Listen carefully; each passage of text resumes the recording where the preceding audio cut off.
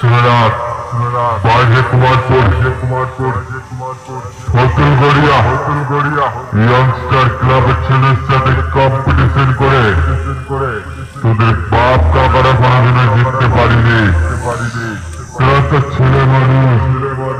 আরে শোন, একটা কথা বলছি, মন দিয়ে শুনে রাখ। এবার আর মামলা করবো না, ডাইরেক্ট হামলা করবো।